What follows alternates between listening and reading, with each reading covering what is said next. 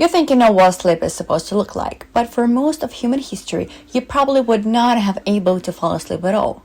Because sleep as we understand it today is quiet, private, controlled, something that happens behind a closed door, in a dark room, on a bed that belongs only to you. It feels natural, almost biological, as if this is simply how humans have always rested. But that assumption begins to fall apart the moment you look at the past a little more closely. For most of history, people did not sleep the way we sleep. They did not expect the night to be uninterrupted. They did not treat the bed as a private place. And they did not always experience sleep as something safe or even comfortable. In fact, if you were placed inside an ordinary bedroom from another century, there is a good chance you would find it not just unfamiliar, but deeply unsettling. People slept beside family members, servants, guests, and sometimes even strangers. They woke up in the middle of the night and stayed awake for hours, without thinking anything was wrong. Beds were not just for rest, they were places of birth, illness, sex, prayer, status, ceremony, and death. And in some societies, the most intimate object in a household was also one of the most public. Welcome, I'm Angelina. This is not just a story about furniture or fabrics or the evolution of mattresses. It is a story about how human beings understood the body and its most vulnerable, how they lived without privacy as we know it, and how they navigated the danger of the night, and how sometimes as ordinary as sleep was shaped by culture, fear, architecture, and power. Because the modern bed makes sleep feel universal and timeless, when in reality it is anything but. Long before beds became objects you could design, decorate, or spend far too much money on, sleep was something much simpler and at the same time much more complicated. Because for most of human history, there was no such thing as bedroom. No mattresses, no pillows, no concept of my side of the bed, and certainly no carefully curated sleep environment with blackout curtains and temperature control. There was only a place where you lay down if you were lucky, and a constant awareness that falling asleep meant becoming vulnerable. Some of the earliest evidence we have suggests that people were already trying to make sleep slightly less miserable tens of thousands of years ago, layering grasses and plant materials on the ground to create something that vaguely resembled a sleeping surface, and even selecting certain plants that may have helped repel insects. Which is both impressive and slightly humbling because it means that one of the oldest sleep technologies in human history was essentially trying not to get bitten while unconscious. And that it alone tells you something important. Sleep was never just about rest, it was about survival. Because when you sleep, you lose control.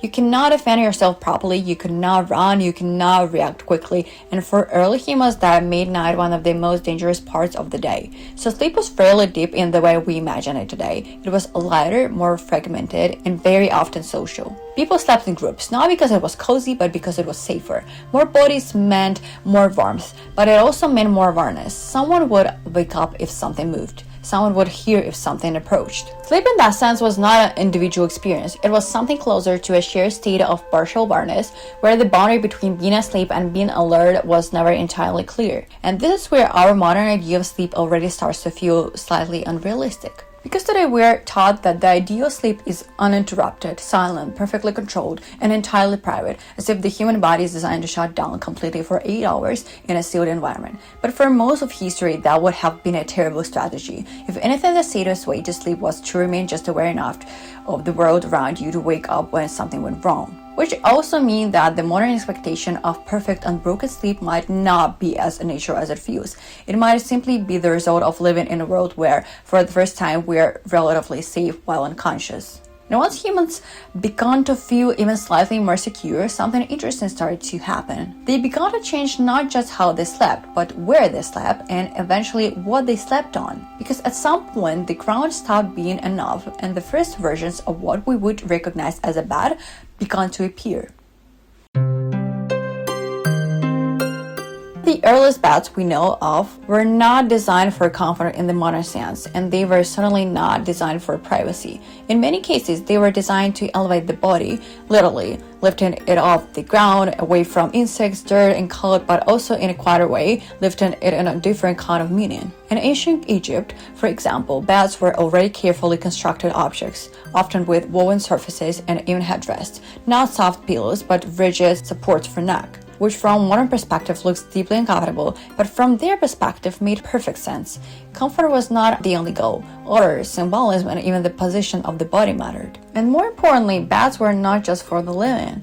They appeared in tombs, they accompanied the dead, they became part of how a body was prepared for what came after life. Which means that from very early on, the bed existed somewhere between rest and ritual, between sleep and something much more final. But if you move forward into the Greek and Roman worlds, something even stranger happens. The bed stops being just a place to lie down, and it becomes a place to exist. In ancient Rome, people did not just sleep on beds, they ate on them, they hosted conversations on them, they read, rested, and socialized while reclining, often surrounded by others doing the same. Entire rooms were organized around this posture, as if laying down was not a private act, but a social position, which is a very different way of thinking about the human body. Because in the modern world, laying down is usually associated with vulnerability, intimacy, or rest. It is something we do away from other people. But in the ancient world, it could signal status, leisure, and participation in social life. You reclined not because you were tired, but because you belonged in that space. And this is where the bed quietly becomes something more than a functional object. It becomes a marker. Not everyone had one, not everyone needed one, but if you did, it said something about who you were, how you lived, and how your body was allowed to exist in the world. So even at this early stage, the bed is no longer just solving a problem like, how do we sleep safely? It is beginning to answer a much more complicated question. What does it mean to rest? And who gets to do it comfortably? And as societies become more structured, more hierarchical, and more crowded, that question becomes harder to ignore. Because the moment you start to assign value to a bed, you also start to assign value to the people who use it. And this is where things begin to shift again. Because in the next phase of history, the bed does not just reflect society. It starts to reveal its boundaries. By the time you reach the medieval world, the bed is no longer rare and it is no longer purely symbolic, but it's still nothing like we would recognize as private. Because if you imagine a bedroom from that period as a quiet and closed space where a single person withdraws from the world, you're already projecting something that does not quite exist yet. Sleep for most people was still a shared experience. Families slept together, servants slept nearby, guests could be included without much hesitation. In some cases, even strangers might end up in the same bed, especially in places like inns, where space was limited and the idea of personal boundaries worked very differently from what we are used to. And while that might sound uncomfortable or even unthinkable, it was not necessarily perceived that way because the absence of privacy was not unusual, it was normal. And in a world where most of life was lived in close proximity to others, sleep simply followed the same logic. Your body, even at rest, was not entirely separate from the social space around it. But what makes this period even more difficult for us to intuitively understand is not just who people slept with, it is how they slept. Because for many people, sleep was not a single continuous event. It was something that happened in parts. Historical sources suggest that it was common to divide the night into what we might call a first sleep and a second sleep, with a period of wakefulness in between. And this was not treated as insomnia. It was not something to fix. It was something expected. People would wake after a few hours, sometimes for a significant stretch of time, and then return to sleep again. And what they did during that time is almost as important as the fact that they woke up at all. They talked, prayed, reflected, sometimes worked, and quite often they were physically intimate. The night was not a blank space between 2 points of unconsciousness. It had its own structure, its own rhythm, quiet form of life. Now, it is important to say that historians still debate how universal this pattern really was. Not everyone everywhere necessarily followed the exact same rhythm, but the idea that uninterrupted 8-hour sleep is the natural human default becomes much harder to defend once you begin to look at these patterns more closely. And this alone begins to shift something in how we think about sleep, because it suggests that what we consider normal might actually be relatively recent. But there is another layer to this. It is one that's much less comforting, because the night was not just different, it was also feared. In a world without artificial lighting, darkness was not something you controlled. It was something that surrounded you, limited your vision, and made the boundaries of your environment uncertain. And that uncertainty was often filled with explanations that we would now call supernatural. People spoke of spirits, demons, presences that visited in the night, especially in the vulnerable state between waking and sleeping. Experiences like sleep paralysis were interpreted not as neurological events, but as something external, something that acted upon the body when it was least able to resist. So sleep was not just shared and interrupted. It was also in a very real sense exposed. And when you put all of this together, something becomes clear. The bed in this period is not a retreat from the world. It is where the world continues, just in a different form. It is where you're born, where you get sick, where you recover, where you die. It is where relationships are negotiated, where hierarchies are reinforced, where the body is constantly visible, even at rest. Which means that for most people, for most of history, sleep was never entirely separate from life. It was woven into it, and only later does something begin to change. Because at a certain point, people do not just want a place to sleep, they begin to want a place to be alone.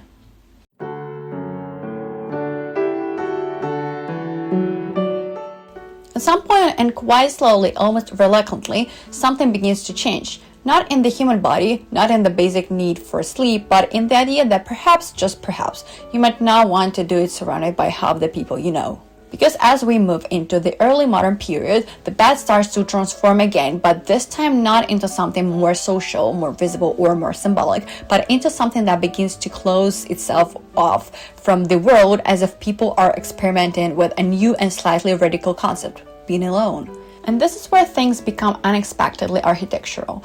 Beds grow larger, taller, heavier, and far more elaborate, not because people suddenly developed a passion for decorative woodwork, although they absolutely did, but because the bed itself begins to function almost like a structure within a structure, something closer to a room inside the room, especially with the introduction of canopies, curtains, and layered fabrics that could be drawn, closed, adjusted, and controlled. Which, if you think about it, is a very specific kind of innovation. Because before you can have privacy, you need to be able to create boundaries.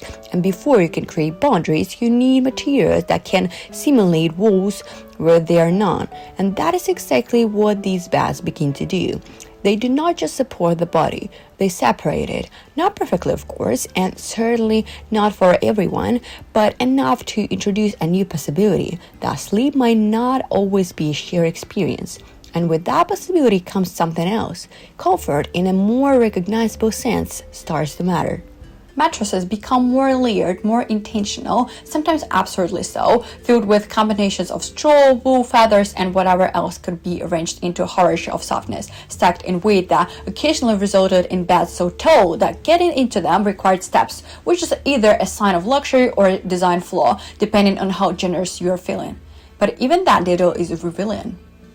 Because a bed that you have to climb into is not just a place to sleep. It is a place you ascend to. It elevates you physically and symbolically above the rest of the room, above the floor, above the everyday, and in doing so, it quietly reinforces the idea that not everyone occupies space in the same way. And that idea becomes even clearer when you consider who actually had access to that kind of bed.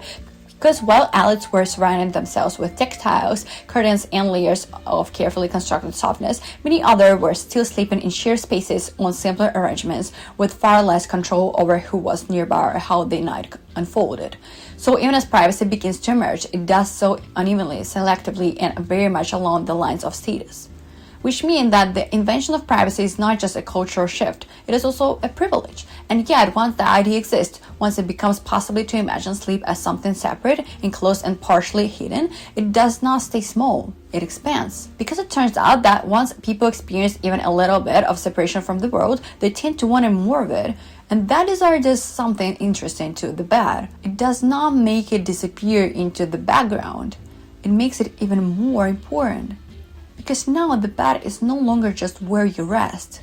It is where you withdraw. It is where you control what is seen and what is not, who is allowed and who is kept out, and how much of your most vulnerable state is exposed to the world around you. Which would suggest that the bed is finally becoming what we expected it to be today, private, controlled, and personal. But it is only partially true. Because at the very same moment that the bed is becoming more enclosed, more hidden, and more associated with intimacy, it is also becoming something else entirely, something much more visible, something almost theatrical.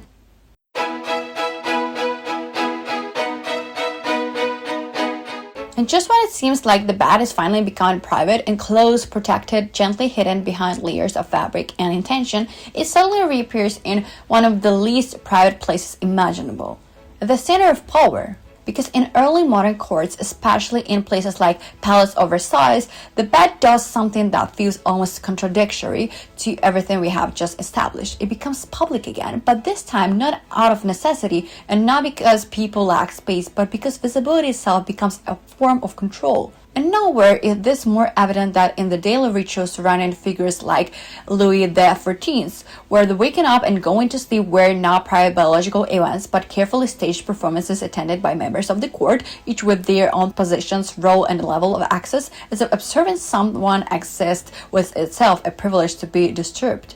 Which is already a strange concept, but it becomes even stranger when you realize that the bed in this context is not simply where the king sleeps, it is where the king is seen to be a king. Because power, especially absolute power, does not just operate through decisions and comments. It operates through presence, through ritual, repetition, and the bed becomes one of the most controlled spaces in which that presence is performed down to the smallest gesture, the precise timing of movements, and the order in which people are allowed to approach. So while the architecture of the bed suggests intimacy, curtains, layers, and closure, its function in this case is exact opposite. It exposes, frames, stages, and this is not limited to royalty. Because even outside of court life, the bed continues to resist becoming a purely private object, sometimes in ways that feel almost deliberately excessive, like in the case of the Great Bed of Ware, a massive, almost absurdly large bed designed not for a single sleeper or even a single household, but as something closer to an attraction capable of accommodating multiple couples at once, and famous enough that people would leave their marks on it, carving their names into the wood as if to confirm that yes, they had participated in whatever this experience was supposed to be. Which raises a slightly uncomfortable question. At what point does a bed stop being a place to sleep and start becoming a spectacle? Because when an object that is meant to represent rest, vulnerability, and intimacy becomes something that people gather around, observe, participate in, and even remember publicly, it suggests that the boundary between private and public life is not just shifting, it is being negotiated constantly, and not always in the direction we might expect. Which make the story of the bed at this stage less about comfort and more about visibility. Who is seen, who is allowed to see, and what it means to exist even at your most vulnerable under the gaze of others. But this balance does not last, because while courts turn the bed into a theater, something else is happening outside of them. Something quieter but far more permanent. A shift that will not just change where people sleep or how they think about privacy, but how they experience sleep itself. And for the first time in this entire story, the change will not come from culture alone. It will come from technology. If everything we have seen so far suggests that sleep was flexible, social, irregular, and deeply embedded in the rhythm of the natural world, the Industrial Revolution does something rather unusual. It ignores all of that. Because for the first time in this story, the way people sleep is no longer shaped primarily by darkness, temperature, proximity to others, or even cultural expectations about what night is supposed to feel like, but something far less negotiable, the clock. And not just any clock, but a system of time that demands consistency, predictability, and most importantly, synchronization. Factors do not care if you woke up in the middle of the night and felt like reflecting on your existence for a while, or having a quiet conversation, or simply staring into the darkness and thinking about things you would rather not think about during the day. They care that you arrive on time, remain functional, and repeat the process again the next day. Which creates a problem, because the human body, up until this point, has not been particularly interested in behaving like a factory worker, and so something has to give. Gradually, unevenly, and not always consciously, people begin to compress their sleep into a single block, aligning it more closely with work schedules and the demands of daily labor, even as artificial lighting begins to extend the usable hours of the evening, pushing sleep later and later into the night. And this is where that earlier pattern, the divided night, the first and second sleep, begins to fade. Not because it was scientifically disproven or culture rejected or suddenly experienced as inconvenient, but because the structure of daily life no longer allowed for it. You cannot easily wake for an hour or two in the middle of the night when your morning is fixed, your work is rigid, and your ability to function is measured against a schedule that does not adapt to you. So instead, sleep adapts to the schedule, or at least it tries to. Because the idea that you should sleep for a single uninterrupted stretch of roughly 8 hours begins to solidify during this period, not as a universal biological truth, but as a particular solution to a new kind of life, one in which time is regulated externally and rest must fit into whatever space is left over. And what is particularly interesting is how quickly this solution begins to feel natural. Because once a pattern is repeated often enough, especially across entire societies, it stops being perceived as an adaptation and starts being perceived as the way things have always been, which in this case is slightly misleading. Because what we now consider normal sleep may be less the result of human physiology and more the result of industrial discipline combined with access to artificial light, a combination that allows us to stay awake longer than we probably should and then expect our bodies to recover in a single perfectly efficient block as if they had signed the same contract as we did. And if that sounds a little unrealistic, that is because it probably is, because even as this new model of sleep becomes dominant, the body does not always cooperate. People struggle to fall asleep. They wake up during the night. They feel tired even after what should be sufficient rest. And instead of questioning the structure, the assumption often becomes that something is wrong with the individual, which is a very modern way of thinking about the problem. Because for most of history, regular sleep was not a failure. It was simply how sleep worked. And yet, by this point, this idea of a controlled, continuous, optimized night has taken hold strongly enough that anything considered of it begins to feel like a deviation, which brings us to the present. Because if the Industrial Revolution teaches people how to compress sleep into a single block, the modern world takes that block and begins to interfere with it in entirely new ways. And so we arrive at a moment in history where for the first time sleep looks almost exactly the way we were taught it should look. You have your own bed, your own room, your own carefully constructed environment optimized for rest with a level of precision that would have seemed completely unnecessary, if not slightly absurd to most people in the past. You can control the temperature, the lighting, the noise, the mattress firmness, the pillow height, even the exact phase of your sleep cycle, which is an impressive achievement considering that for thousands of years, the main strategy was simply not being eaten while unconscious. And yet, despite all of this control, something does not quite work. Because modern sleep is in many ways more isolated than ever before, but also more fragile. We sleep alone, but we do not necessarily sleep better. We go to bed at the right time, we aim for the right number of hours, we follow the recommendations, we read about sleep hygiene, we track our patterns, and somehow still end up laying awake negotiating with our own minds as if sleep were a difficult agreement rather than a basic biological process. Which creates a strange paradox, because the more we try to optimize sleep, the more it starts to feel like something that requires effort. Something that can be improved, adjusted, corrected, and occasionally failed. And this is where this story quietly turns back on itself. Because if you step outside of the modern framework for a moment and look at sleep across history as a whole, what you see is not a straight line toward improvement, but a series of adaptations. People sleep differently because their worlds were different. They slept together because they had to. They woke up at night because darkness did not behave the way it does now. They structured their rest around fear, temperature, proximity, and ritual rather than alarms, deadlines, and notifications. And we in turn have shaped sleep around control, around privacy, around schedules, around the assumption that the body should adapt to the system rather than the other way around. Which might explain why, despite having the most comfortable beds in human history, we also seem to spend a surprising amount of time thinking about how to use them correctly. So the bed, which once protected the body from the ground, then elevated it, then displayed it, then closed it, has now become something else again. It has become a space where we try to manage a process that used to manage itself. And that might be the strangest transformation of all. because sleep was never just biological, it was always shaped by the world around it. Anyway, that is what I found when I started asking a very simple question. How did people actually sleep?